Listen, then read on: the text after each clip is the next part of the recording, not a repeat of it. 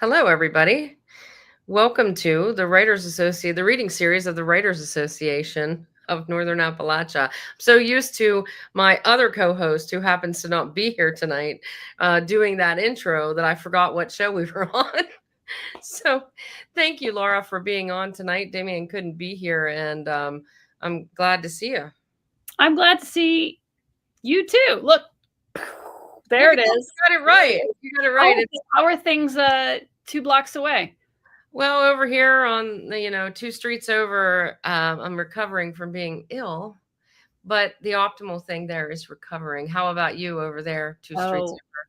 You know what? It's a different world over here, but not really at all. Everything's not too bad tonight. I think if we could have had some sunshine today, we'd all be do better, but it was a gray, miserable day.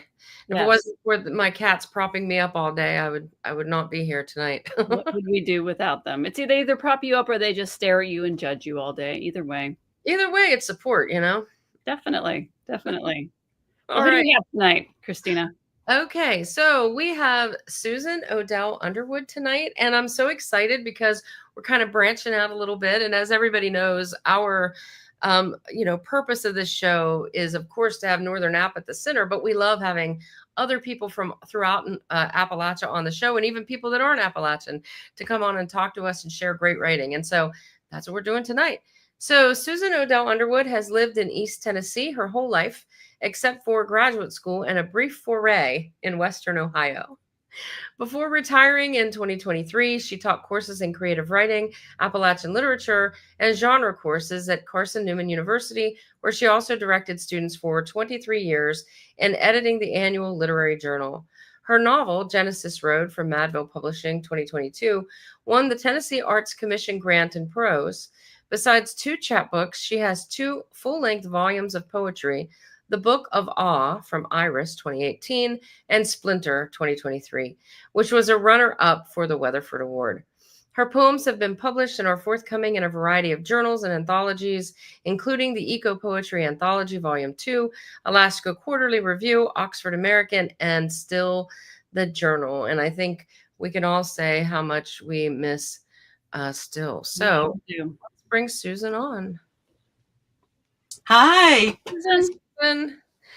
Oh, I'm still mourning still, but it's out there and we can look at old copies and, old issues, and there's something to be said for that. I know, because there's so many years and so many great writers there. It'll be a resource for years and years, I think. So, I hope. It's great to be here. Thanks for having me. Oh, yeah. I'm glad you came on. We love having people come from all over and talk to us about their work and read a little bit. What are you going to read tonight? I'm going to read from Genesis Road, from the novel. Excellent. All right. Well, Laura and I will be back in just a few minutes, and we'll see you then. Okay. All right. Thanks. I'm going to read from part of chapter 2. You need to know that the narrator, Glenna Daniels, Glenna, named after her dad, Glenn, so she has only one letter in her name, basically, that's hers. Her dad has died in a house fire. She's had a miscarriage. So some tragedies have happened. And in the first few pages, you also see that she's signing her divorce papers for her 3rd divorce.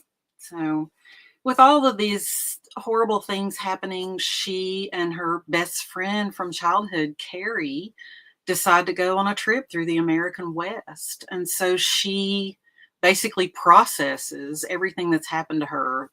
Well, her whole life. She goes back to childhood memories, which is what I'm going to read. A childhood memory with her dad, Glenn. Her 3rd husband's name is Kevin, if I didn't say that. When I was first with Kevin, understanding his music was like working a math problem. He said, okay, hit rewind, and started me on some gateway songwriters. He said, we're kin to Loretta and Tammy Wynette. He played me Nina Simone and Big Mama Thornton. He'd have me drive all over creation while he played cassette tapes he had lined up. I knew where I stood right away. He told me about an old girlfriend who gave him an ultimatum. Her or my sax. He grinned that grinned. Now what's a poor boy to do? The saving grace was that he loved old time and bluegrass as much as jazz. I could understand his fiddle just fine, and so could Daddy. Maybe the biggest surprise about Kevin was that Daddy liked him. Even though Kevin is a Teva-wearing agnostic urban liberal, and Daddy was a backslid Free Will Baptist disenfranchised agrarian Republican, hillbilly music gave them a common ground. The two of them and my brother Dunn formed an easy trio. Another surprise. Dunn wasn't jealous of the two of them when Kevin would join in, but I was. Daddy tried me out on the banjo when I was 8, way before he started teaching Dunn to play. He would lift me to stand on an old milking stool. He dragged into the farmhouse kitchen and lay the banjo like a baby in my arms. He stood behind me, 4 arms around me, his hands on top of mine. There was no written music. I mimicked his fingers on the strings. One day he let me go like a kid on a bike. My hands remembered the way. I could feel the echo of his touch for a few phrases, when to tug the strings, where to press against the frets. Daddy clapped and clogged around the kitchen, hollering and laughing. For a while after I made such a splash, I couldn't stop practicing and pleasing Daddy. I played every day after school until my fingers were calloused. I worked up a few simple songs pretty handily. I loved how the tones vibrated in my rib cage. When I held that banjo against me, it warmed up like Daddy had, proud of me, happy. I could make wood and metal and strings happy, so there was no telling where my first power might carry me. By summer, I was sitting comfortably with the banjo on my lap. I could keep up with Daddy's singing without missing any notes. Then one Saturday morning, as we sat in facing chairs in the farmhouse kitchen, Daddy laid his hands on the frets and stopped me. He pulled the banjo out of my arms. "Now you go on, sing while I pick a while." He grinned and nodded. "I know you know Little Liza Jane." There flared up a hot realization how mute I'd sat all those weeks. I had never sung along. My throat seized up with nerves. The words were easy to say from memory, but I was a rusty pipe squeaking. "You ain't singing, sister. You just talk out the verses. Sing, girl." Daddy started over on the banjo, and I cleared my throat. I was used to singing hymns in church with adult voices layered over mine. To sing alone was terrifying, but I tried to let the notes rise up simple as breath out of my chest. There was only Daddy, after all, smiling over the banjo. "Whoa, whoa, sister, back up and try again." He laughed and started over a second time. I pushed the song up out of me. He stopped playing again, doubled over laughing. He set the banjo on the kitchen table and hopped around laughing until tears beaded up on his cheeks. "Lord God, Faye, come listen at this here young'un." I refused to sing for her. He told Mama I couldn't carry a tune in a bucket. He laughed at me, and she started giggling too, with a nervous question on her face. He laid the banjo and guitar in their cases. My lesson was over. The next night after supper, Daddy seemed to think we'd pick right up where we left off. I surprised him right back by not even opening up the banjo case. He played a few licks on his guitar. I could tell he was getting mad, but I didn't budge. He finally forced the banjo into my hands. I set it down. "What do you think I want to play the damn banjo for anyway?" He slapped me for sassing, and then he smacked me again for cussing him. I know what I said. The same thing I said the morning before he died, that I didn't have to take his shit. He yanked a hank of hair out of my scalp that night, the first time. When I wouldn't budge, he made me sit on the milking stool holding the banjo until my arms were shaking. I nearly fell off in my sleep after he made Mama come to bed and leave me, but I never plucked one more string. Who finally carried me to bed, I never asked or remembered. When I got up the next morning, the banjo was in its case, leaning in the corner like a punished child.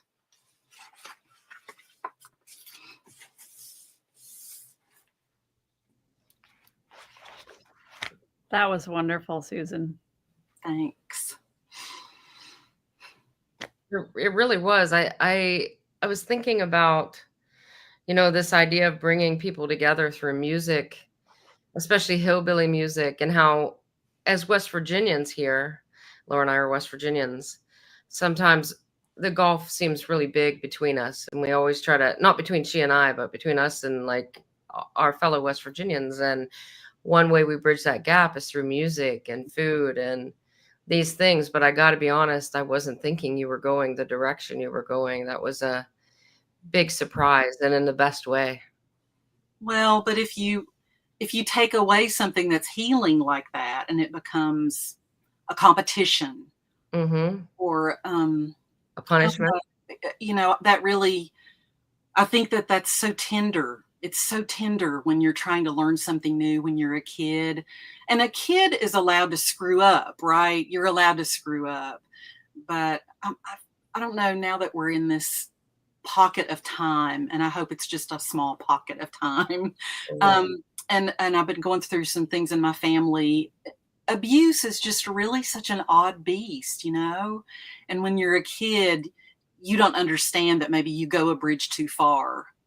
And when the adult is also petty and childish, that's when things go astray, I think. So I just kept thinking about how sort of so many things in our lives sort of happen in that kitchen table environment, and how the best family moments happen around the kitchen table, and as they did in the section you read, can easily turn into the worst, and they kind of blend together, and sometimes it's hard to figure out what the heck just happened. But the kitchen table is just sort of this center of so many Appalachian families' universes in particular. Absolutely. Absolutely. You're right. And you guys were talking about that it was gloomy today. And I just think about people, that it's that hub of domesticity for bad or for good. You get your bad news there sometimes. I mean, when I was a kid, now we all have phones we carry around. But when I was a kid, the phone was in the kitchen for most people. It was in the kitchen of their house. So you got your bad news in the kitchen right there. So that's a really Sure. Well, and I think that anytime, in the case of like trying to learn this instrument or trying to be part of something else, that sometimes the parent, as you said, is even more childish than the child and doesn't understand that there's a learning gap, or maybe that person just doesn't want to learn that, and what are the consequences? But this sounds like an amazing novel. So where can we find it? You can order straight from Madville, and I think they still have copies at Amazon, or you can email me and I'll sign a copy and inscribe it, and we can trade some cash or trade books. I love to trade books, Every year at ASA, I take extra copies of whatever book I have out, and I just swap, with other people. I'm like, I'll trade you this for that. That's a good idea. I'm going to remember that. I'm going to remember that when we go this year. And that seems to be something that a lot of the other writers do, especially if you've been wanting to read somebody's book and you're like, hey, if I give you a copy of this book, would you, There's something about having a writer hand you their book, there's just even more. Yeah. It's the best. It's the best. So what are you working on now? Oh my gosh. Uh-oh. No, I'm on the struggle bus a little bit, but then I look at what I've done. I used to look back a lot, and I would read over what I wrote the day before to kind of get what my dad used to call, in a snowstorm, we're going to get a runny go. I don't know why he called it a runny go, but to get up a hill. And so I would read what I wrote the day before or 2 days before, and then kind of start over. And now I'm just like, I'm not going to turn into a pillar of salt. I'm just not looking back. And I did that for probably a couple months. And then you look at, I looked at my files on my computer, and there's a lot of stuff there. But I've been working on some prose poems lately. Oh, great. They're such a weird, and are they like, I think Linda Parsons calls them essayettes, like little essays. But I've read, I did as an old academic, I did my research and, read an anthology and thumb through the prose poems. And some of them are like pages and pages long. And I'm like, okay, what makes this a prose poem? Anyway, it's pretty fascinating. So no, I agree with you. I wonder about that all the time. Like, how is this different than flash nonfiction? How is this different than flash fiction? I know. And some of it is more, like I've been kind of autobiographical and letting myself just really dive into some autobiographical stuff that I probably won't ever show to anybody.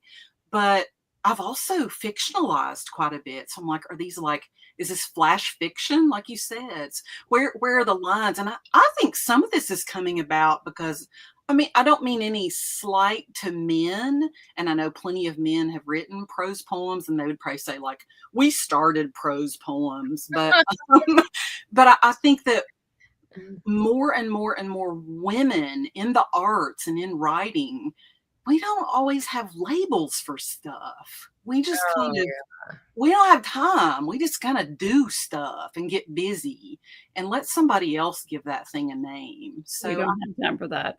yeah, and I'm overgeneralizing. I'm sure people would pick a bone with me, but I kind of like that maybe this feminine energy is cyclical, and we're like, I can do this today and this tomorrow and blur these things, and it's kind of exciting to just take off the training wheels. So. I think that I felt so powerful about that distinction when I realized that there was a rise in the fragmented memoir. Absolutely. Right, in these little bits of memoir, and I think about Jan Beatty's book American Bastard, which is Oh yeah. it's poem and it's pieces of prose and it's chunks and it's not linear because she's very recursive. She goes back and like revisits like the moment when she met her mother and like all of these things, and it was so liberating to read that because I'm like, yes, because sometimes things don't happen in a straight line. I need to pick that back up. You're absolutely right. Yeah. Definitely. It's And very then, inspirational. and then Beth Ann Finley, she's down in Mississippi, did those micro memoirs. And they're Mhm. just so great. They're like little snacks, they're just wonderful. So, And then they kind of add up mhm, to something bigger, but you can also read each one as its own, self-sustaining, mhm. it's its own whole. Yeah. And I mean, that's really the way life is, right? Like our identities are very fragmented. And so it would make sense every time we try to say, and then this happened, and then this happened, and this happened. It's really not like that. I mean, the events might be like that, but the way that we think about them, we always come back to things and come Yes. back. And memory. I mean, our brains do not work in some kind of linear fashion. One No. memory leads to and that's really this novel. There's the linear narrative of the trip that, any trip is going to be like you go through Tennessee and then you get to Arkansas and then, it's this linear thing. But Glenna is so struck when she gets on the road. She just thinks she's going to run away from home and everything's going to be kind of freeing. If you've ever been in a car for like 13 hours, your life hits you in the face. You are really, you have no control over which memories are going to hit you when. So her autobiography in the novel is very fragmented. And I think that was a real turning point for me in my writing, was letting go of that kind of the narrative that had to be chronological through like a whole. And I love novels like that. They're great. Oh, yeah. We're so good at they start at point A and they go to point Z. And I'm like, how did you do that? My brain just does not work like that. So It's amazing how much practice it takes to just let go. We're just not programmed to let go. We have to force ourselves. It take years and years to let go of traditional discipline. yeah. But when you finally do, it's quite miraculous what can come out. I know. And I'm 62 and I just retired. So I had inherited some anthologies and some books from, professors who were teaching when I was like in high school, and they had left their offices when I was a new professor here. And there's no women in these books at all. There's no women. I remember one anthology had Edna St. Vincent Millay, and I'm like, wow, wow. So And maybe Emily Dickinson. yeah, Yeah, right. I heard a fly buzz before I died. I know I have the same problem. And anytime I've ever brought that up, unless I'm in with a group of women, I hear people say, yes, but that's the very best literature there is. That's why it's anthologized. And I always say, who says? I know. Who says? I know. And we need to revisit. I don't mean to turn this into a feminist diatribe, but I remember teaching Virginia Woolf's A Room of One's Own, and you get to that thing like, what if Shakespeare had a sister? And my students, I always used to come into class. I mean, I taught at a Baptist college, but I would come into class and say, okay, today we're going to talk about that F word. And they'd be like, and I'm like, feminism, because you all hate it so much. But they're like, Virginia Woolf sounds so mad. And I'm like, of course she's mad. She's angry. We can't go back in time and find these women who would have been literate. They weren't even taught to read sometimes. So that's a dearth that we can never recover that. Well, and even as scholars in the field, you know, we in my field, which is rhetoric, we've done so much work unearthing these voices of ancient, you know, women rhetoricians, and then through the centuries. But some of those voices are just lost forever. They're a footnote in somebody else's book, and that's really hard to accept, because that means that our lineage is not there. I know. And the men need their stories too. It's not just women who need, all of society needed those stories, but they were burned or buried or just lost, or just never, I really think just never written down, just never given a voice. So I didn't mean to get into some sad. No, you're right though. You're right though. And I think right now that if we can do anything at all, it is that we need to keep writing. I know. I really think so too. And if anybody out there teaches women creative writers, to give them the license to do something that nobody's ever seen before, I think that that's wonderful. Well, if we believe that every book teaches us how to write it, you know, sometimes you just have to let it go. Well, the last book I wrote, this is how I did it, and it's not working this time. Like you said, you don't have to go back and read every day. You're doing something different, and it's working because this is a different book.